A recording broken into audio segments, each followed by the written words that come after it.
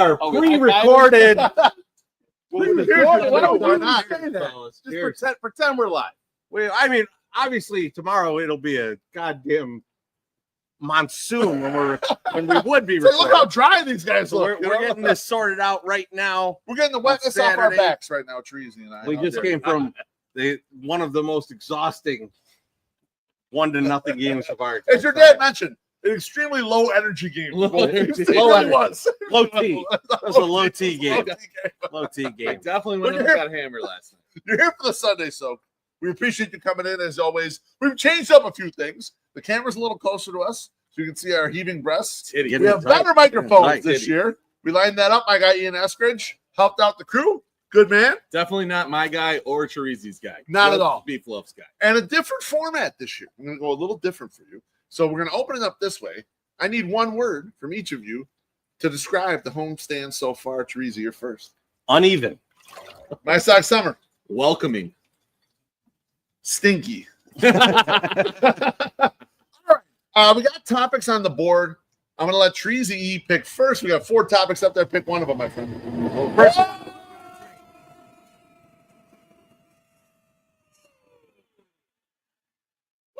Well time. Still doing that shit.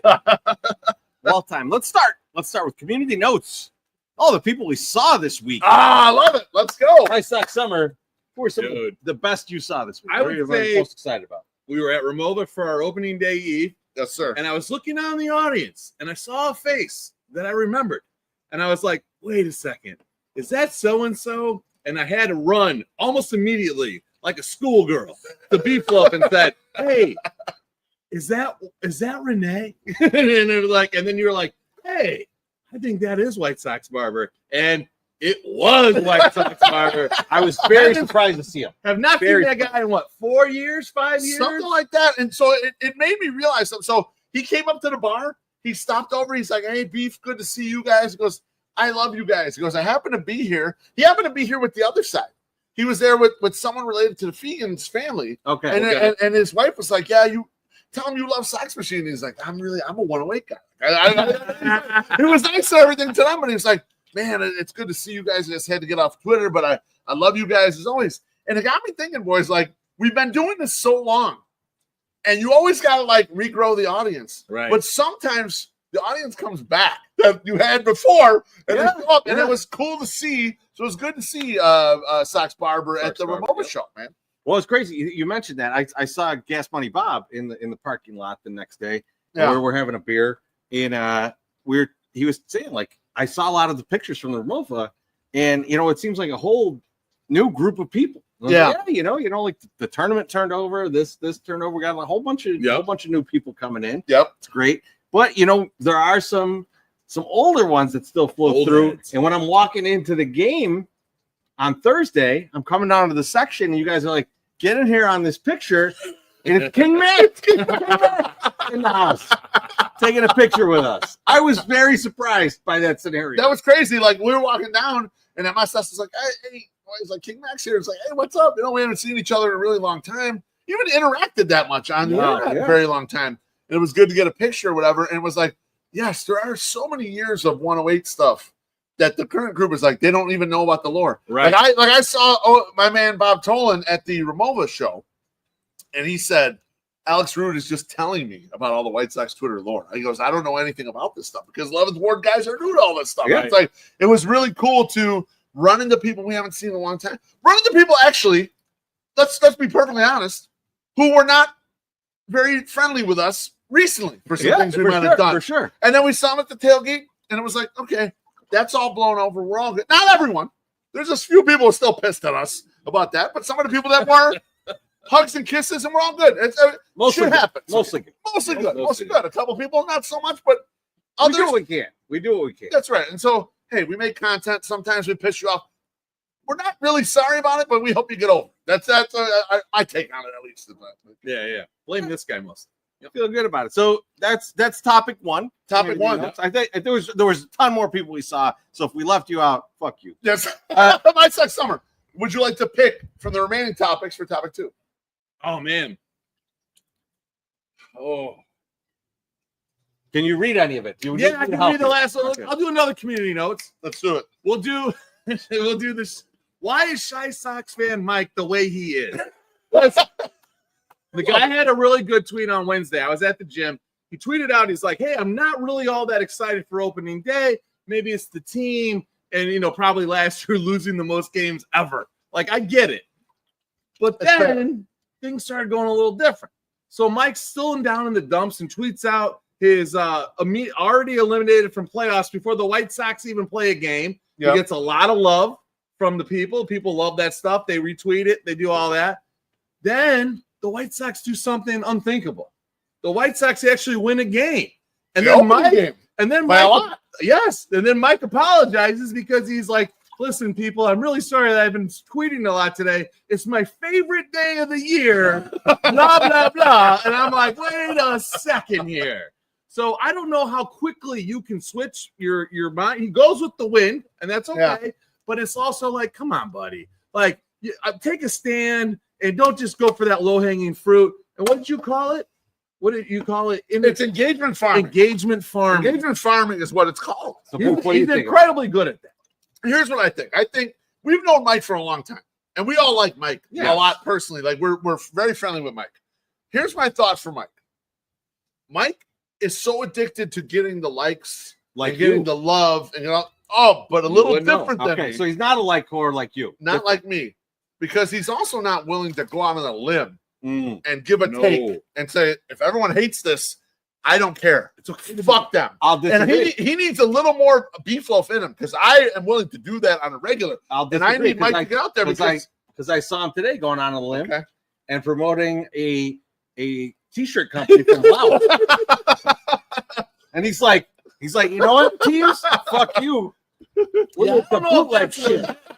Got some Grateful Dead shirts in here too. I don't think that's legit. Forget all these people that make t-shirts and Sox Twitter. Buy this shit from overseas. That LA ain't Los Angeles. No. Right?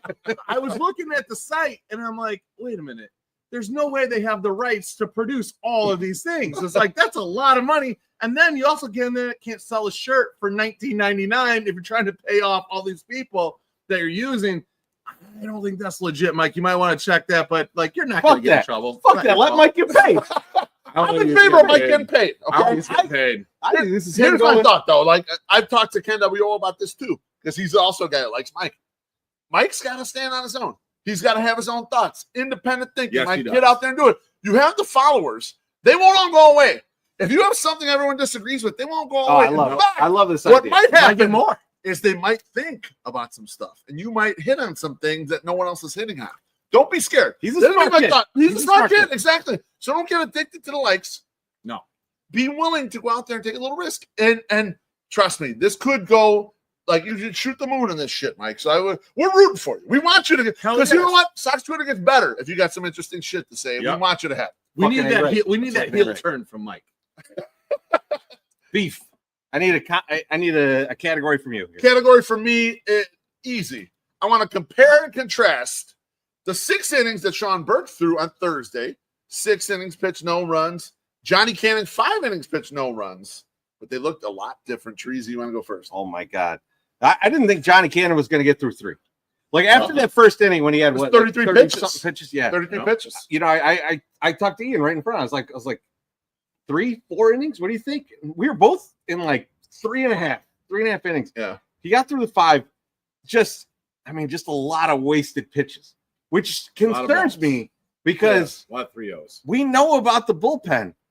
It ain't good. That's right. It ain't good. That's right. And in fact, we started to see the usage. I talked about this in a blog just yesterday. About that's not my blog, but it's not a beef float blog. So. Whatever. How dare you? New rule. But stop it. I was wondering how they're going to use Mike Clevinger, and we saw it today. The meat of the order's coming out.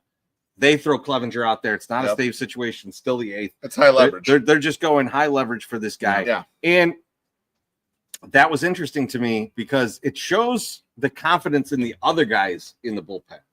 And when you got these starters that are wasting a lot of pitches and are only going to go Johnny Cannon, if that's against a reasonable team, like he's not getting through 3 innings. No, Correct. And He's you're right. gonna like you're gonna start to see Vassell and Wilson getting in there for like a long time, and that's kind of scary. So I'm worried about him way more than I am about Sean Burke. Burke, Yeah. I think, to your point yesterday, we were talking about this a little bit. It could be a game planning thing where they're like, "Hey, look, this team's not that good. Just throw a shitload of strikes," and he's Yep. able to execute it. Yeah. So if he's able to execute whatever game plan they give him, then I feel a lot Great better about sign. that. There's no way they told Jonathan Cannon work around all these guys. So yeah, so it felt very different, even though I don't know, for some reason Jonathan Cannon's the number 2 in this rotation, but I think Burke looked a lot better. I think that you're saving your good pitchers too, because Minnesota's coming in on Monday. And there's a good possibility that tomorrow is canceled, right? So if you have anybody that's kind of on the fence right now, other than Burke, because Burke's the home opener, I understand why you put him out there. You need to take your risk. People were panning the lineup today and saying, "I don't understand this." It's like, this is what you do when you just beat a team 8-1. You come in and you say, "Listen, I don't know what the fuck these guys are going to do." Right. They could piss themselves when they get on that field. So let's see it against the Angels. Let's try it. You lose a 1-0 game, right? Yeah. We're in that game the entire game, Correct. right? And if fucking Andrew Vaughn could get a fucking hit, just get a goddamn hit. I mean, how much money are you're stealing from us? Maybe Andrew? I jinxed him. I bet on know this. you bet We won Thursday, but maybe we have the jinx on I Friday. went, Sure. oh, get on these right-handers. They went 0 for 12 combined. Oh, They were terrible. it was bad, but like, I mean, the offense was totally different today. But you also like, this is the game to do it. I mean, Jesus Christ, we got a lot of games left, folks, and like this, like, just see what we got right now. Let Will make some changes. He's going to be fine. Like, I don't know, but yeah, we got Minnesota's going to be more of a test, I think. I think the encouraging thing, looking at both Sean Burke and John Cannon, and mostly John, because I got the Right in. Nice work. Nice work. I got the reply immediately when I put a video out there for my guy Ken W. He's like, "If you're being too harsh, too hyperbolic here, he's fine. It's just a couple singles and all that stuff." But the way my mind was thinking was, when I've seen John Burke be really good, and when he's good, it's a complete game shutout against John that Indians team. Yeah, Johnny Cannon. He's complete game shutout against this team, right? He said John Burke. He combined it. Oh my God. Stationed them. I can't have both together. Like, but Sean Burke, I think it was a game planning thing, Treasy, like I mentioned to you. Like I think they were challenging a guy who had career 10% plus walk rates in the minor leagues, saying, "Look, if you want to stick around here, here's a team that you don't have to get a bunch of strikeouts. Just throw the ball in there. Just trust your stuff." Because we saw that with Dylan Cease. Yeah. When Dylan Cease came up in 19, And he it's did not still- trust his stuff. It's still a problem And he for him walked the now. ball. We saw it yesterday when Dylan Cease was out there. Yeah. He did the same thing to himself. There's no question. And so if you're one thing that we like under think about in an era of stuff plus, in an era of he's working on this pitch and swing swinging strike rates and all that stuff, is the intelligence of the pitcher to realize the opponent and say, "Look, I don't have to give them all this. I can just throw the ball in the zone, let them beat the ball on the ground, let them pop the ball up, and let's get out of this fucking game." And so I think that the White Sox are game planning in that direction. I think the defense looks stronger than it's looked No, in a long time. And even though, like Tracy, we were arguing before the game, the defense was not the optimal defense that we would put out there. But they're trying Brooks Baldwin in right field. And they're trying to look at, Baldwin, like, how's this going to be? He looked Like, better than I thought. yeah. Now I don't know how the arm plays out there, but the range looked really good. Yeah. The one play where it was Got good him throw. and Luis almost ran into each other. Yeah. That was 100% Luis's fault. Like that was like Baldwin was calling for that, like very loudly. You saw his arms waving, Yeah. and Luis was like, "Nah, fuck this. That's my still ball." Just getting in front of this." So like, Exactly. yeah. So I mean, like, I was less worried about him after watching today. Yeah, absolutely. So you're starting to look at that stuff. You're starting to see like a team that can pick the ball up a little bit. It's been repaired in certain ways. It's not a good team. We know that already.